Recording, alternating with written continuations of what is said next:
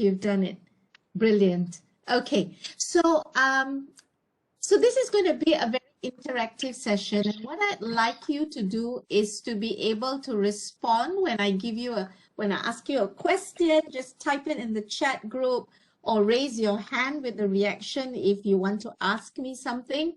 Please stop me at any time, and I would be happy to stop and to answer your question. Yeah? Okay, so first question. Oh, 5 due to after lunch hours. I like that. So yeah, you had a good lunch, I'm sure. Okay, so first question now. Second question, really.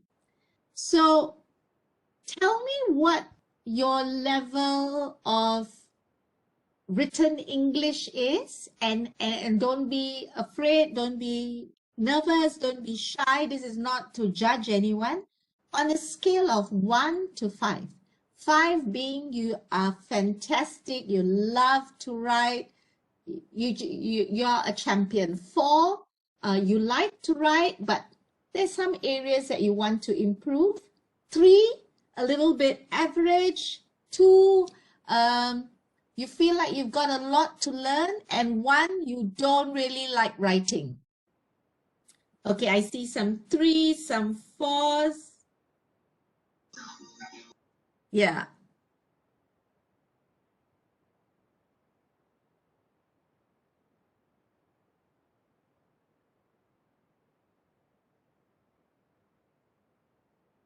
Excellent. Right. Very good. I'm seeing a lot of 3s and 4s. I really like that.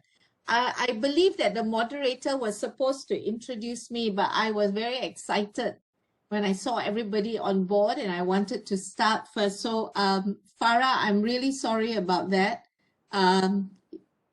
That's fine. Don't worry about introducing me, really. It's okay. I'll talk about myself with the thing. So let me just start off the session, yeah? So what are we going to do today? So the first thing we're going to do is I want to describe the agenda. What are we going to be looking at today? So the first part of what we're going to be looking at is actually the basic principles of writing. And we'll look at some of the basic principles of writing, and then we're going to go into types of writing. And then we're going to look at the C's of writing. And what the C's of writing are is basically this, almost like buying a diamond. If you've bought a diamond before, you know there are certain things you have to look for. So we're going to look at the C's of writing. And then what's going to happen is we probably will reach a point where I think you need a cup of coffee or some teh tarik. And if you can, maybe grab a kueh, or if you've got a stall nearby, a pisang goreng. We'll take a bit of a break for about 2 or 3 minutes. And then we'll come back and we will look at the power of words, email etiquette, what are jargons and cliches, and then the last one being different strokes for different folks. Yeah? So let's start off the session. Okay, we're going to start with the basic principles of writing. And writing, like anything in life, is a craft that can be practiced and improved. So I'm going to say this to you, for all of you who think you are number 1 or number 2, and even if you think you are number 5, writing can be practiced and can be improved. So don't say, oh, I really can't write, I don't know how to write, and so I don't want to write. So today we're going to look at some ways in which writing can be improved. And so I wanted to ask you first, what do you think are some of the principles of writing? Just type that in the chat box. Anything that comes to your mind. What do you think are some of the principles of writing? If you want to write well, what do you need to be able to do? Let me hear what you have to say. Yes, absolutely, Adrian. I love that. You have to read. Grammar and vocabulary, so important. Yes, knowledge, objective. Wow, Azima, precise and concise. Did you have a look at my slides, Azima? Intro, body, and closing, precise and articulate. clear message. Well, some of you already have access to my notes, I think. So you've given me all the right answers. Yeah, so writing is like a design, you know, it's like designing. It's a craft, and I want to emphasize this. You have ample time and opportunity to practice it and to improve it, right? So, yeah, we just did this, right? So to me, I think that good writing needs to be purposeful, it needs to be clear, and it needs to be genuine, right? So there are many other factors for good writing, but I think these three are particularly important and particularly critical. Do you agree with me? Or do you think there is something else that I have missed out? What do you think about good writing?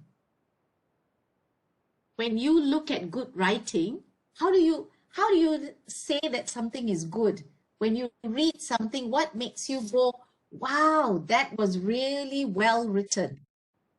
What comes to your mind? Sincerity. Excellent. Structure, yes, Gan, absolutely right. Absolutely. Can be understood. Have a good storyline.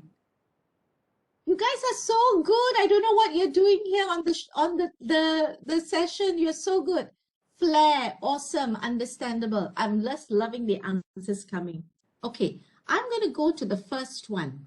It's got to be purposeful. Some nice answers coming through. Expression, practice, adjectives. Now, purpose is always connected to the question why.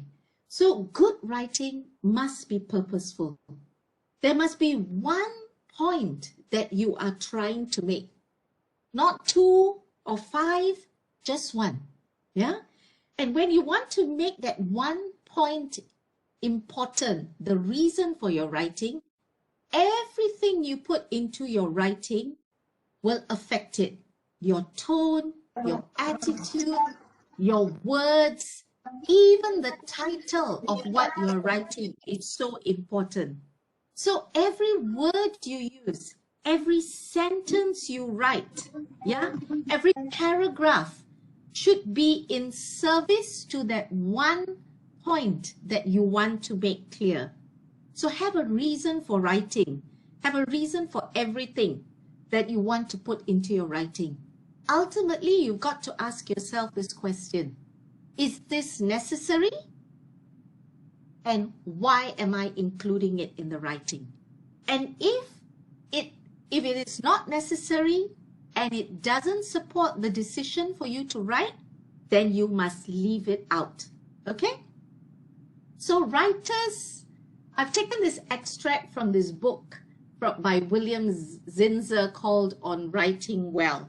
And this is what he says. Yeah? This is what he says. He says, writers must therefore be constantly ask, what am I trying to say? And then they must look at what they have written and ask, have I said it? Is it clear to someone that is encountering the subject for the first time? Remember, when you write, you must leave the reader only with one provocative thought. And why the word provocative? We write for a reason, right? We write because we want someone to do something, or we want someone to decide on something. So whatever we're writing to that person must have a provocative thought. When they read our writing, they must think, oh, this is what I need to do. That's provocative. Urging someone to do something. Remember again, not 2, not 5, just one thought. So choosing your destination will give you a better idea of what route to take to get out there. And it will affect your decision about tone and attitude. Just like a journey, you know, just like the car.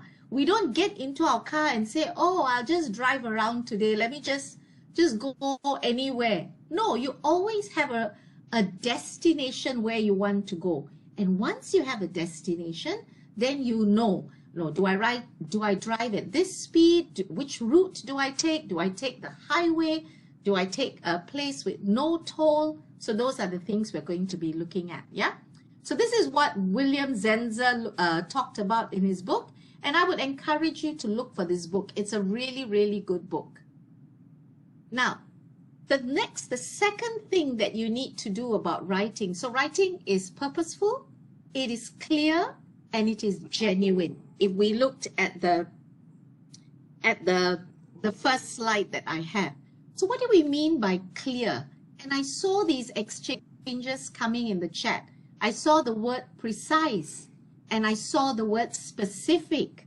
Now, precise meaning your words must be carefully chosen. Specific meaning you must be very, very clear about what you're saying so that nobody is vague, and you must be concrete as well. So ultimately, like water, you know, when you go to a beach and you want to go into the water and you want to go diving, your water has got to be clear, right? Your water has got to be clear, otherwise you can't see what you want to see. So in the same way, good writing must be clear. Now, all writing is communication. Whether you're writing an email, whether you're writing a business proposal, whether you are drafting a slide deck for a presentation, or even if you're sending a WhatsApp message, that is communication.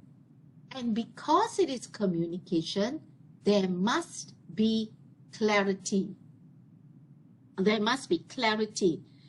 It must be very clear. So to communicate again clearly, we need to be precise, we need to be specific, and we need to have concrete language. Okay? So remember, be precise, not general. Be definite about what you're saying, not vague. And be concrete, not abstract.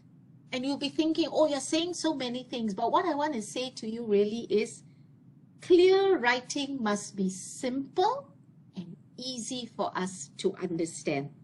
Yeah? Okay, let's look at some examples. So Scott Adams, in his book, The Day You Become a Better Writer, says this: simple writing is persuasive. A good argument in 5 sentences will sway more people than a brilliant argument in 100 sentences. And he ends it with, don't fight it. What he's trying to say is be persuasive, but be persuasive with simple writing. And all he's trying to say is that less is more. When you're writing, less is more. No one has time to read pages and pages or paragraphs and paragraphs of what you're saying. So be simple, say it in as few sentences as you possibly can. Don't fight simplicity. That's what Scott Adams is saying. And another guy, Strunk and White, in another book called The Elements of Style, says, vigorous writing is concise. And what do you mean by the word concise? That means it says exactly what it has to say. Nothing more, nothing less. Meaning, a sentence should contain no unnecessary words. A paragraph, no unnecessary sentences. And for the same reason, a drawing should have no unnecessary lines. Just like a machine has no unnecessary parts. So all Strunk and White is trying to say is that we need to make sure that every sentence is clean. You know, there's no clutter. That every word we use has a long word that can be replaced with a short word. Do it. Use it, right? Make it as easy as possible for a reader to understand what you are trying to say in your writing. Yeah? So at the end of the day, as William Zenzer says, ultimately, what is your rule? Your rule is simplify, simplify. And how do we do this? He says, look for the clutter in your writing and prune it ruthlessly. And when I read this, it reminded me of Marie Kondo. You know Marie Kondo? I'm sure you've heard of Marie Kondo. She talks about decluttering your closet, decluttering your kitchen, decluttering your wardrobe. And what does she say? Her famous line, if it doesn't spark joy, throw it away. Correct? Throw it away. So in the same way, you have to keep asking yourself, is this necessary? Is this word necessary? Is this sentence necessary? Re-examine every sentence you put on paper. Is every word doing new work? Ask yourself. Is it a lazy word? Is it a lazy word that has no function? If it is, take it out. Can you express with more economy?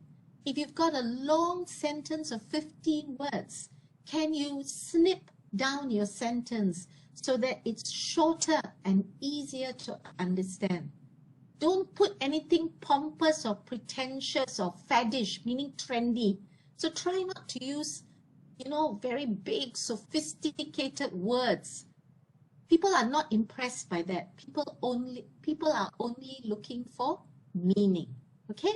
So again, remember the rule here is simplify and simplify. That's all we're trying to do. Simplify. Yeah? Okay. So the other thing that someone has said, which I thought is very, very interesting, is when we are writing, we must try and understand how the brain organizes ideas, right? Now, if somebody reads the boy hit the ball, that is quicker to understand than the ball was hit by the boy. If you look at the meaning, both of these sentences mean the same, but it's easier to imagine the boy before the action, right? Now, our brains work in that same way. Our brains work in the same way. We are likely to understand things that are simpler and more clearly put out to us. So please remember this when we are writing. Yeah. So those were just some extracts that I wanted to share with you. So remember, if we go back to the first slide and we talked about what are the three factors, there were three. It needs the basics of principle. It needs to be purposeful. It needs to be clear, which is what we looked at just now. And it needs to be genuine. And I remember someone putting in the chat the word sincere, and that's correct. It needs to be genuine, it needs to be sincere, it needs to be authentic, and it needs to be real. Yeah? So any kind of writing that you do is a conversation between a reader and an author. Remember, when you write, it doesn't matter what you write. Whether you write a WhatsApp message or a short email or you put a post on social media, there is a reader. And the reader wants you to be sincere and genuine. Yeah, the reader wants you to be sincere and genuine. So something for us to think about, I don't know whether you all still have diaries and journals, but when you write at the end of the day or the beginning of the day something in your diary, don't think that there isn't a reader. The reader is actually yourself. When you come back the next day or the next month to read your diary entry, you become the reader. And so be genuine about what you are writing. Be authentic and be real about this. Yeah? So this is what I was saying. And you'll see that I quote William Zinser a lot because I really like what he says. Readers want the person who is talking to them to sound genuine. Therefore, the fundamental rule is be yourself. To do so, relax and have confidence in what you're reading.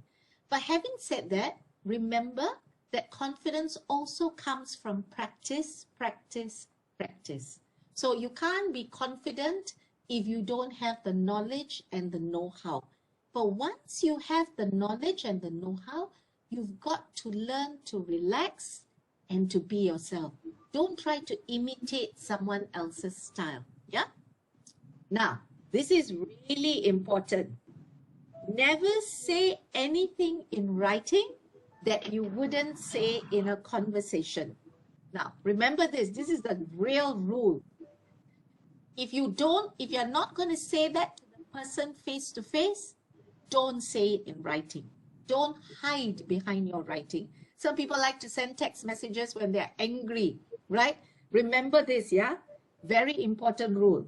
Never write an important email or send an important message when you are angry. You know why? Your writing will reflect your emotions. Whether you believe it or not, I will tell you that your writing will reflect your emotions. I'm sure if you go back to your WhatsApp messages and you look through them, you will find that there are some messages that you can clearly look at and you think, oh my goodness, I must have been very angry when I wrote this message. I know that I am guilty of that. And so now I always practice. If I'm very angry, I step away. I don't hold my phone anymore. I don't go near my laptop anymore. I step away. I take a walk or I have a drink or something, and then I come back. So my emotions are not so high anymore. Yeah? Important for us to remember these things. Okay. I'm just going to stop here and ask you whether there's any questions that you want to ask or any comments you want to raise before we go to the next section. Anything? Anybody? I'm just going to go through the chats. Is there anything else? Anything that you would like to raise? A question? Okay, I see that you agree with me, so I'm just going to move on, yeah? I want to give you as much as I possibly can during this session. So there are different types of writing. Of course, the video you see is people, little kids drawing, right? But actually, drawing and illustrations are also a form of communication, right? Okay, but here's what I think. You know, there are different types of writing. And in today's world, these kinds of writing are becoming even more good. So let me stop here. I've already put emails. I've given you the first answer without asking you the question. But let me ask you, do you think that the workplace today is different from the workplace of March 2020? And how is it different? If you can share with me on the chat, I would love to read some of your comments. So my question again is, do you think the workplace is different today than it was in March 2020? It's a year ago now, almost a year ago. And how is it different?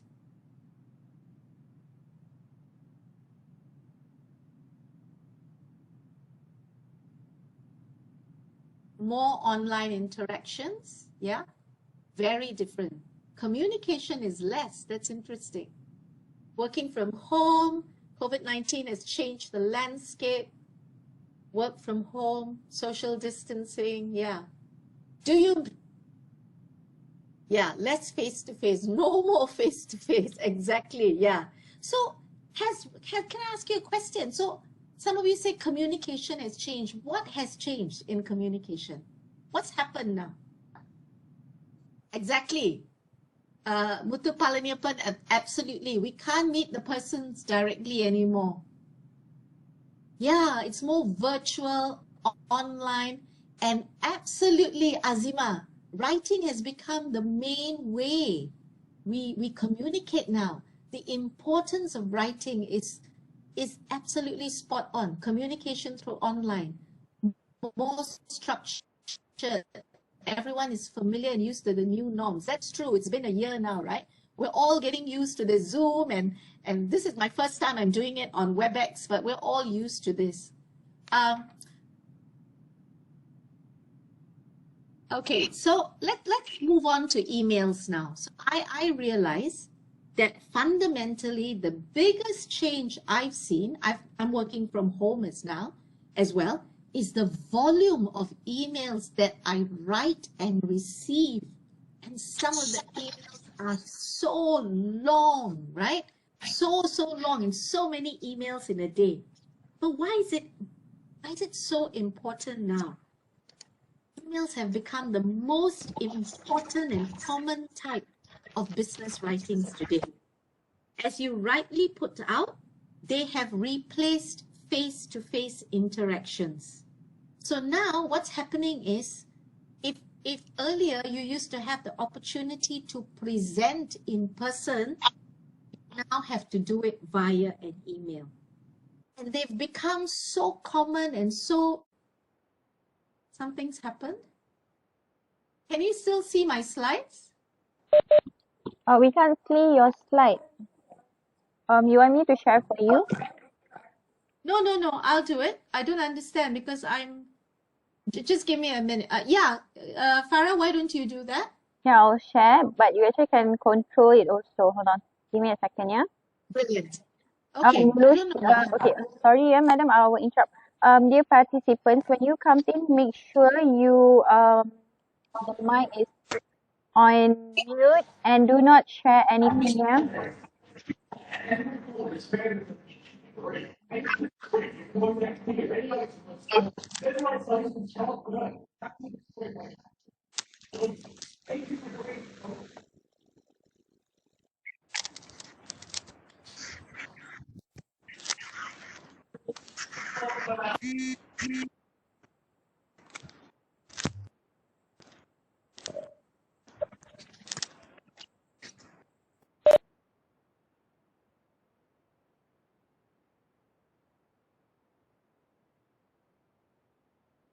Hi, Farah. Can you share the slides or do you want me to share it? Yeah, it's loading. Yeah. Yeah, okay. So I'll just go on while we're waiting for the slides, yeah? So this is really important now, emails, because it is the only way, it is the biggest way and the most critical way that we are... Can I control this, Farah?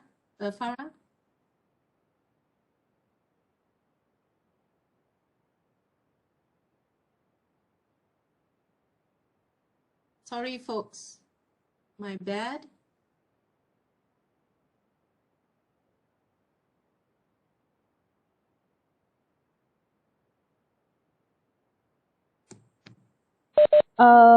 Which is the slide?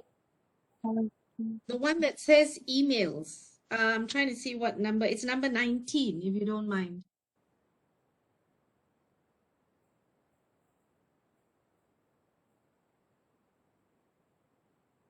Yeah. Okay, give me a cue when you want to change it to the next slide, yeah? Oh, I can't change it, is it? I think you can. Maybe you can go to the left side and can you see? Yeah, I can, but I'll try again. Okay, so let me go back to this. So emails have become so ubiquitous, and it's sometimes very easy to get sloppy in our emails or lazy in our emails. Now, you have to remember this. In the business world, even with your colleagues, you are emailing your colleagues. You know, they may be your best friends, but in the workplace, they are your colleagues. So be careful of punctuation, be careful of grammar, check your messages to make sure that your spellings are correct. Even more importantly, try to master appropriate introductions and salutations that convey respect.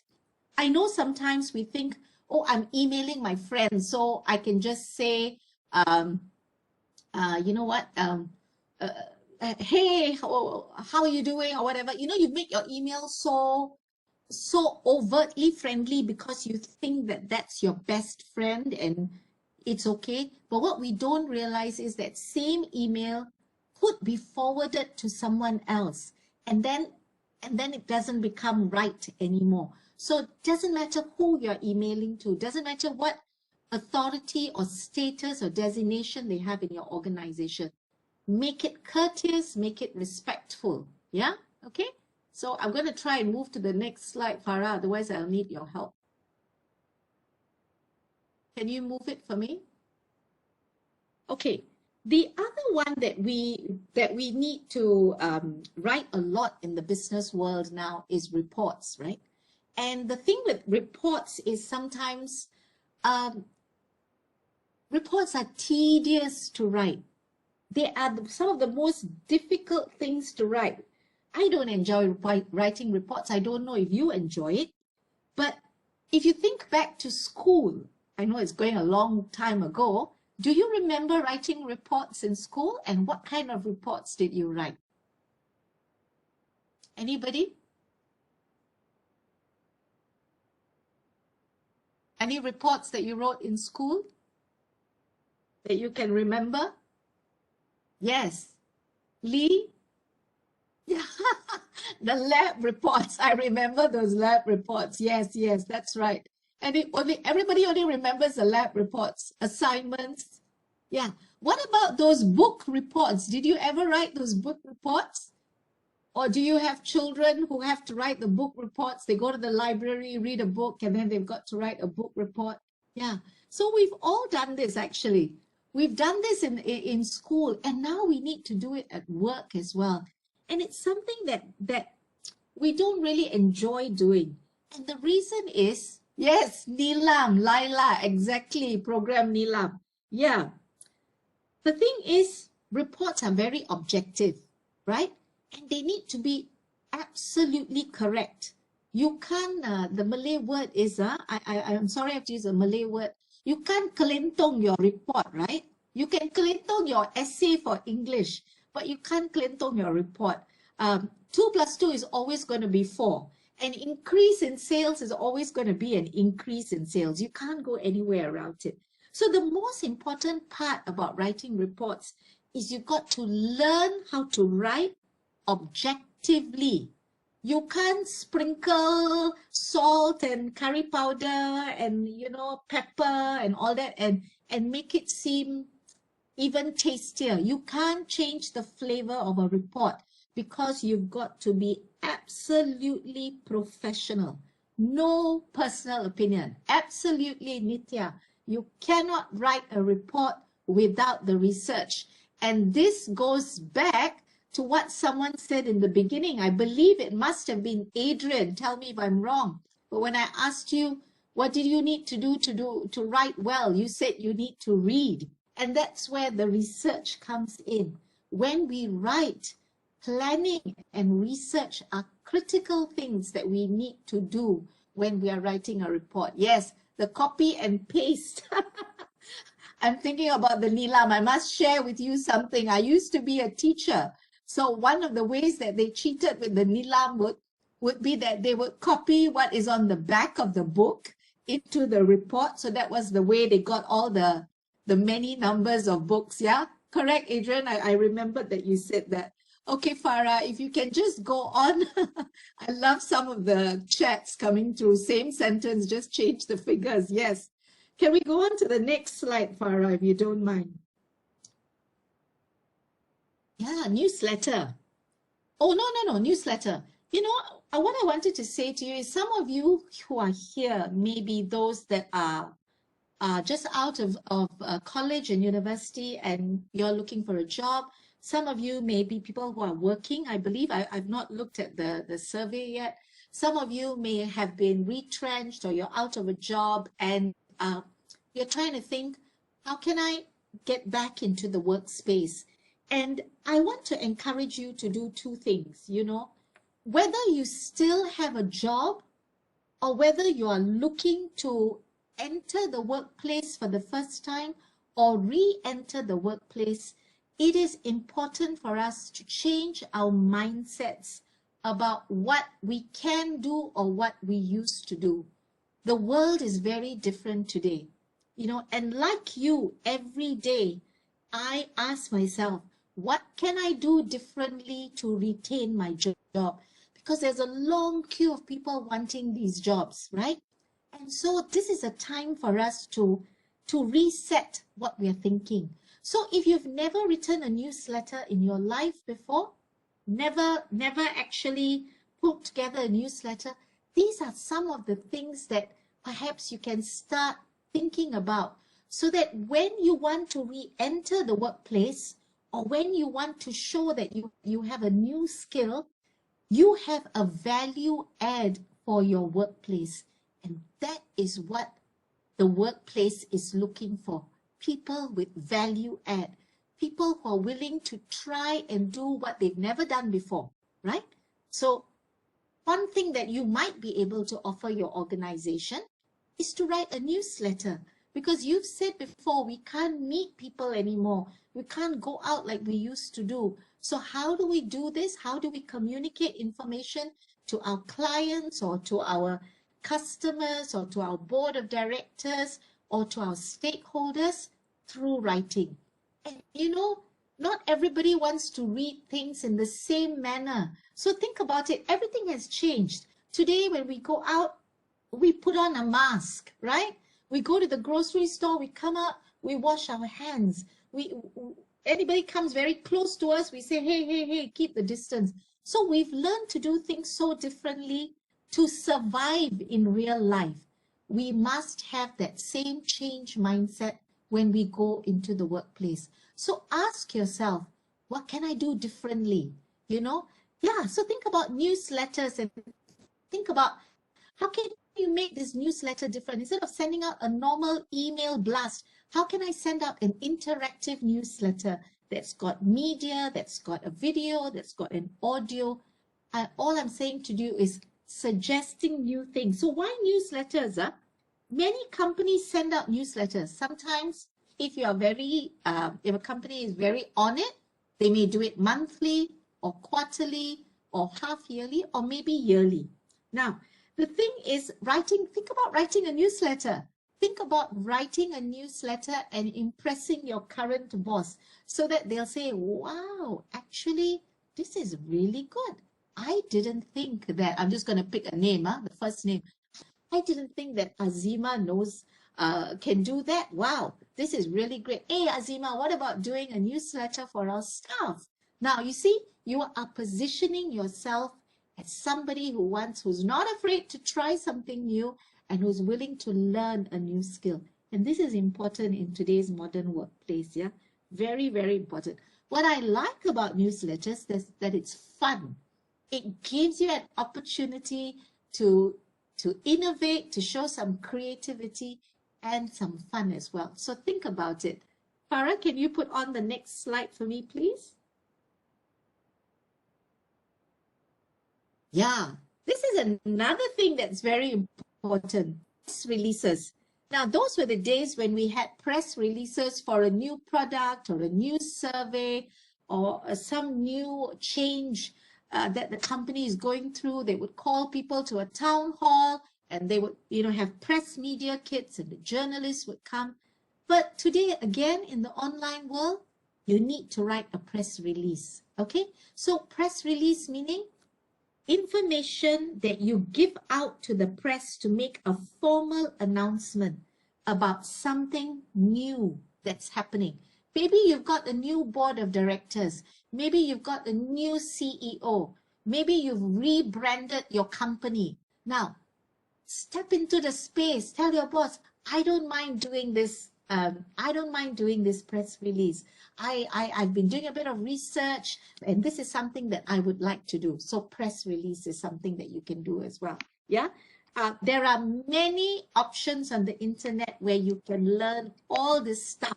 So don't be afraid to explore as well with writing, yeah, on the internet. Farah, the next one, Farah, please.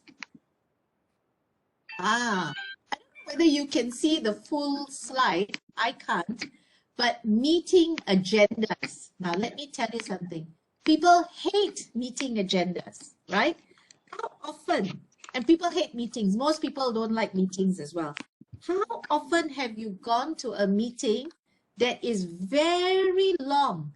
And at the end of the meeting, you ask yourself, my goodness, what did we have? What did we discuss? What did we accomplish during those meetings?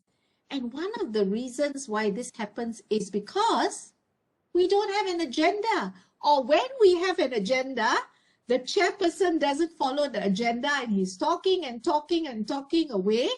And the people who are presenting go overboard with their time or off tangent, which is why writing agendas is a critical skill. Not everyone can write a good agenda. So step into the space. You know, while you have some time, do a bit of research into the net. Just go into Google and type how to write better meeting agendas. Absolutely, Farzana. It goes back and forth like a tennis game. Kan? The ball just keeps going from one court to the other court, and we never finish. So this is another thing that I would like to bring to your attention. Look into upping this skill as well. Press release, newsletters, meeting agendas. Go to your boss and say, hey, you know, this is the time I'm telling you, I want to tell you, this is a time where you can show extraordinary courage and nerve by stepping up, going to your boss and saying, hey, what about, I've written an agenda and I was wondering whether you would like to look at this agenda for our next meeting. This is a great way to position yourself, yeah? Make yourself visible. Now remember this, we talked about this, we are not meeting each other face to face. So the possibility of bumping into your boss at lunch or in the lift or at the coffee machine is not happening anymore. So how do you make yourself visible? By giving value add to your organization. So letter, press releases, meeting agendas, newsletters, all creative ways for you to step into the workspace. Farah, can I have the next slide, please? And of course, for some of you here, and actually for all of us, don't wait until you have to apply for a job to write your resumes and cover letters. Don't wait till then. This is something that you should be updating all the time. Every time you learn something new, update, make it a habit. You know, every 3 months, update your CV. Your CV shouldn't be a legacy document. Your resume should be a living document, alive with things that you are learning and things that you are taking part in, so that when an opportunity comes, you know, sometimes opportunities just knock on your door suddenly. You know, you're out grocery shopping, suddenly you meet someone and you start chatting, and you know, the conversation says, oh, you know, actually I've been looking for a new job, and this person says, hey, actually I just found out that we're having this position vacant. Can you send me a resume? Now, then you go home and you're like, alamak, I haven't written my resume, I haven't updated my resume. And you spend hours and you get so stressed out about this resume. So update your resume and give attention to your cover detail. I'm not going to cover this because this is going to be covered in another session coming up. And I will tell you that it will be a fantastic session. So look out for that session on writing your CVs. It's going to be very, very good. Yeah? Okay. Farah, next one, please.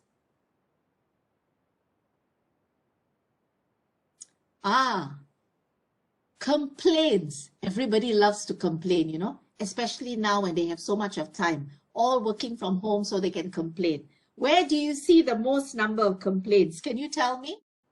Can you just type it in the chat box? Today, in today's world, where do most of the complaints come on?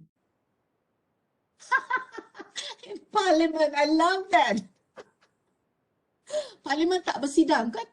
Shopee, Facebook, social media, university. Oh, I love it. I love some of the responses coming through. That is so funny. The Parliament one was the funniest. I almost fell off. Oh, who said my girlfriend? Kevin, your girlfriend has a lot of complaints. That means you need to do something. You better listen to her complaints very carefully. Means she wants you to do some things. Now, normally when we have complaints, Twitter, exactly, government website, iSina. Is that a government website, Azima? iSina? That's new. I've never heard of iSina. Yeah. Normally, when people complain, what do you want to do? You want to close your ears and not listen, right? Like, don't stop complaining. We say to people, stop complaining. Oh, I don't want to hear any more complaints. You know why? Complaints make us feel unpleasant. It's like when your children or your spouse I tell you a story about my late husband, okay? The first time I made chapati, this was years ago, probably like, I don't know, 20 years ago. I decided to make chapati. My mother-in-law makes the perfect chapatis, soft. I decided to make chapati.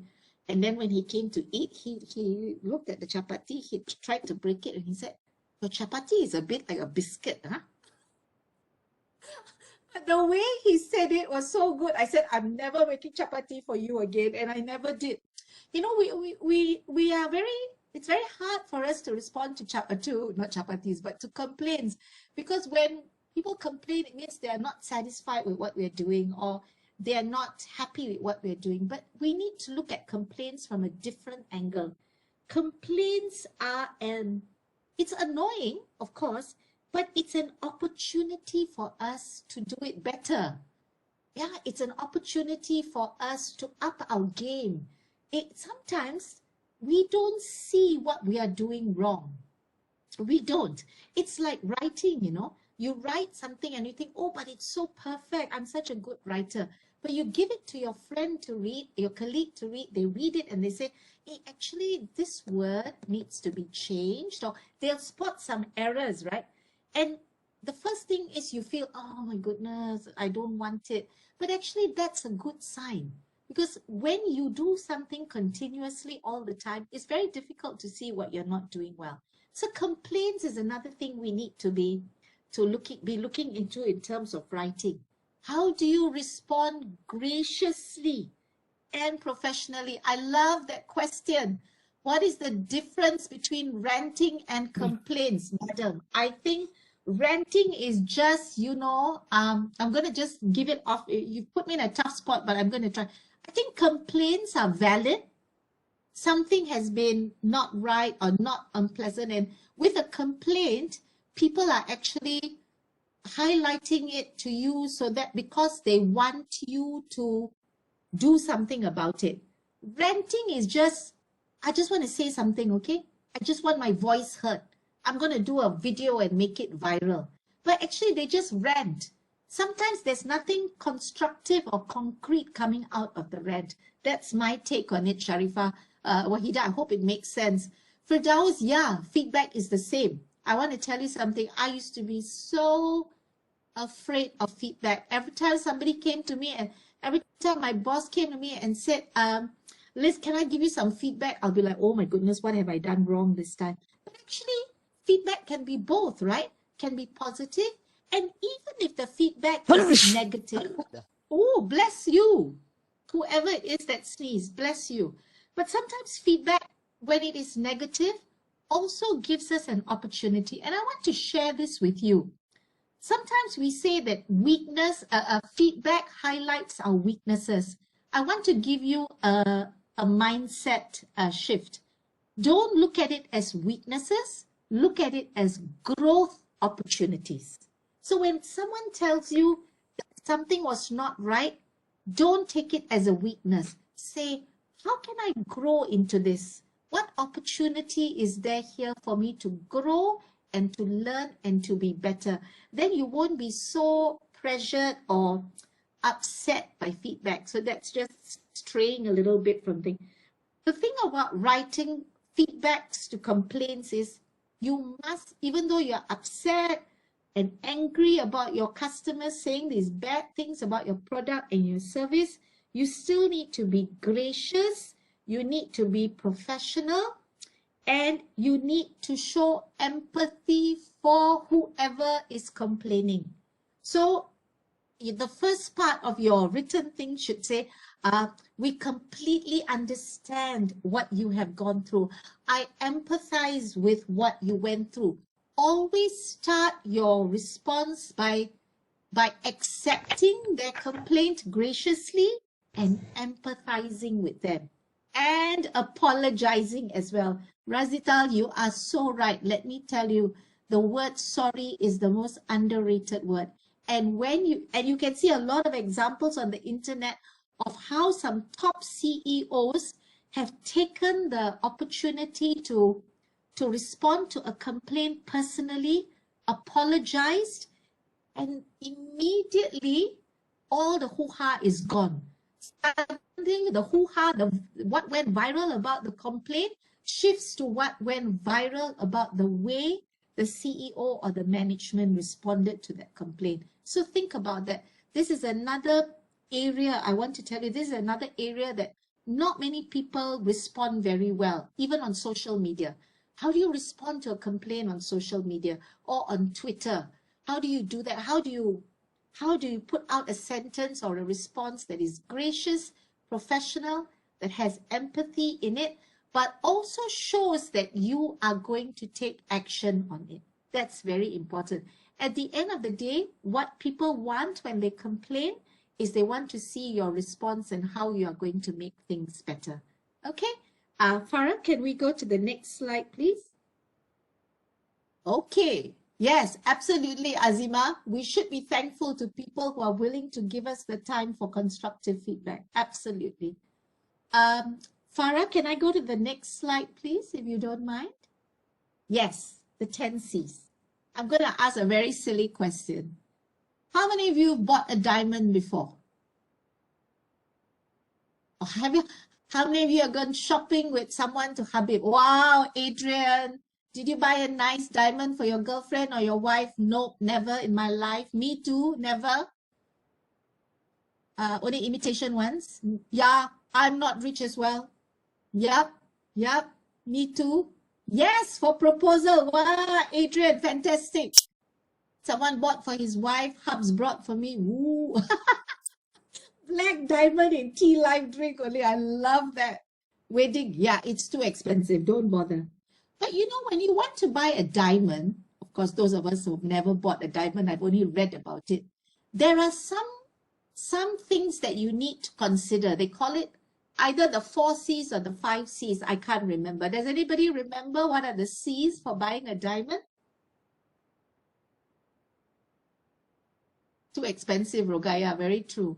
So when you want to buy a diamond, as far as I know, you have to look at the clarity of the, you have to look at the, how many carats it is, kan? Not the carrot that we cook, huh? Yeah, that's right. The carat, the cut, what else? The clarity, how good, clarity, and the color. Thank you for helping me. Yes, those are the 4. Color, cut, clarity, and carat. But I have 10 other C's for writing. Farah, if we can go to the first C. So the first C is your writing must be complete. Now, in writing for business, it must be complete in terms of parts of the writing and what needs to be included. A piece of writing should have complete information about what the writer wants to tell the reader. It should answer the questions of who, what, where, when, and how. It's important. Have you ever done this? I've done this. I send a message, a WhatsApp message, and then I look at the message, alamak, I forgot something, and then I will send another message. It must be so annoying for my friends or whoever is receiving my messages to know that I never complete my message. But I want to share that with you. That's my failing and I won't say my weakness, my growth opportunity. And I want to do that. So your message must be complete. It's very, very important. Farah, can we just go to the next one? So the first one is complete. The second one is it must be correct. Yeah? It must have correct information, correct spelling, correct grammar, correct punctuation, correct structures. The parts and the format of the piece should also be correct, and it must be appropriate. And in business writing, you know, you've got to get it absolutely correct. Even even the format, right?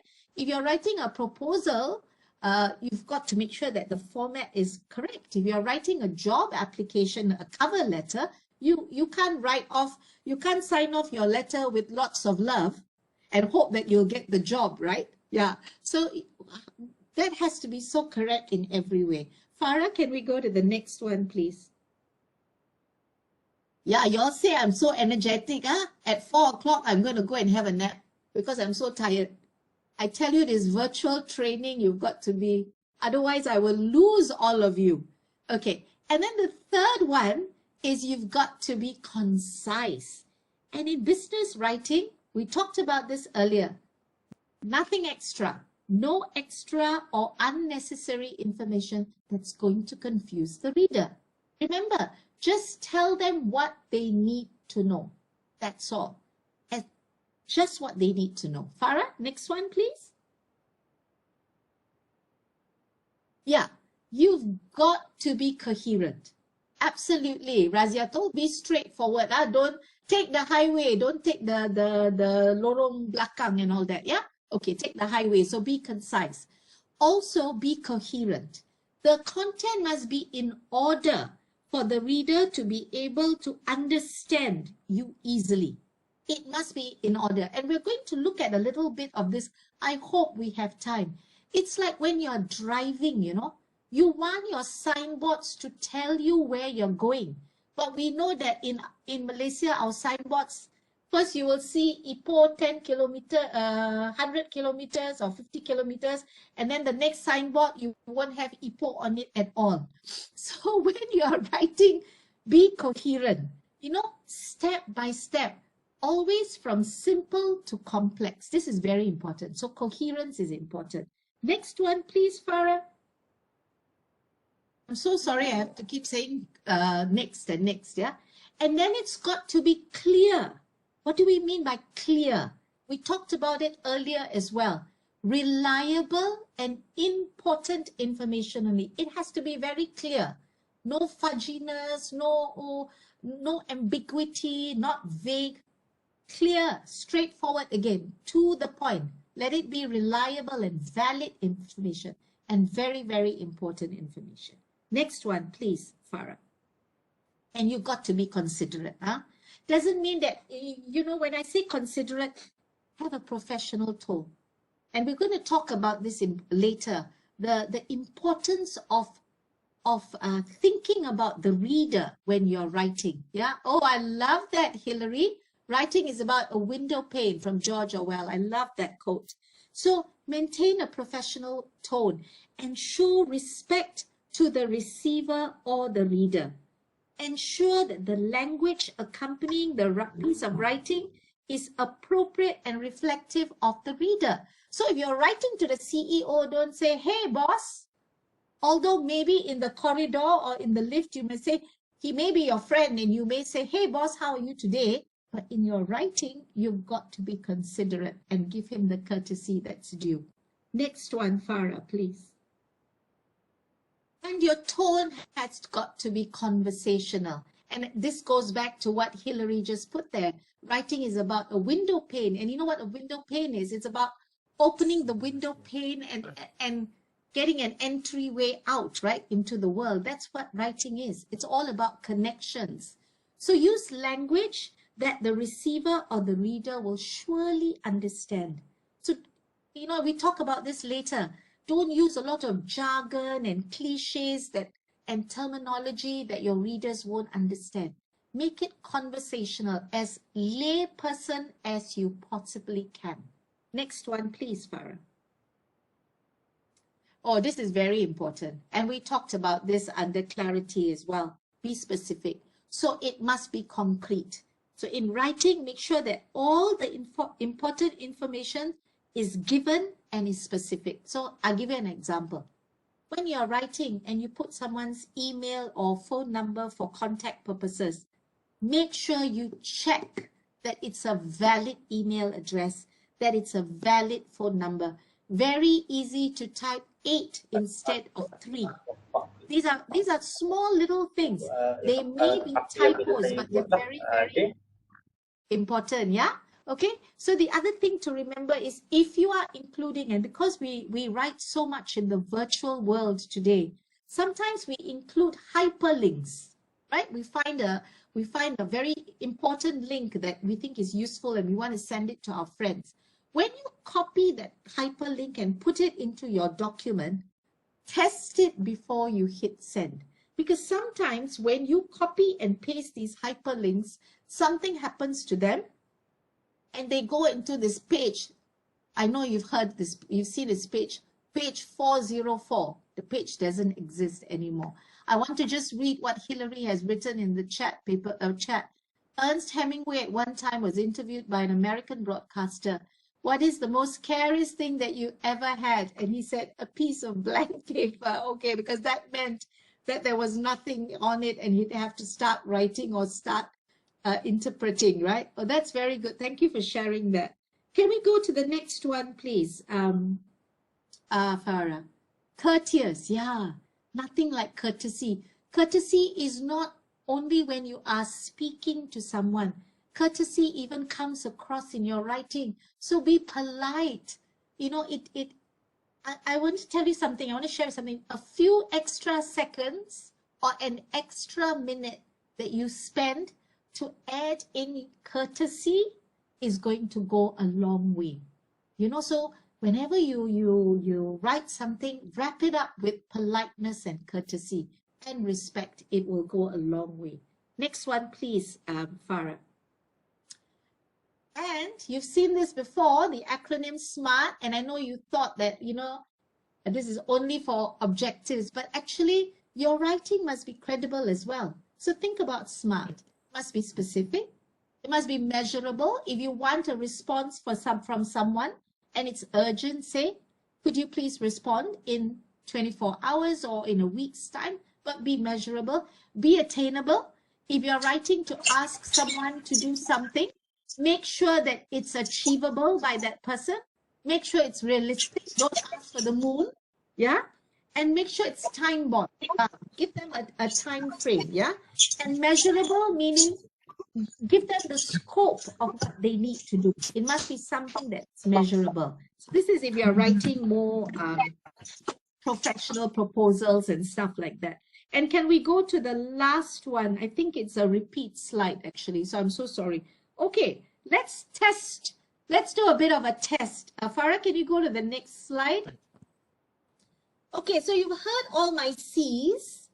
So now look at these 4 statements. In your chat box, just use 1, 2, 3, 4.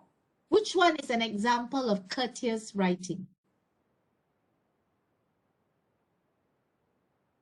I hope you can see all 4. Absolutely. Number 1. The room is already booked on the 11th, but it's available on the 12th. Fantastic. It is number 1.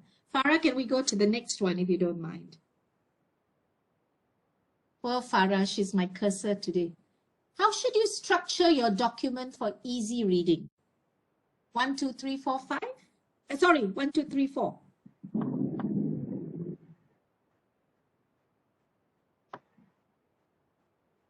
Yep, I see a lot of 4s coming through. Very good. Excellent. Can we go to the next one, please?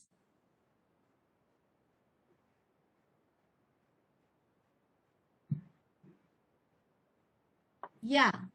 Your employee's writing skills have improved. Because of his improvement, she's being put on a new account.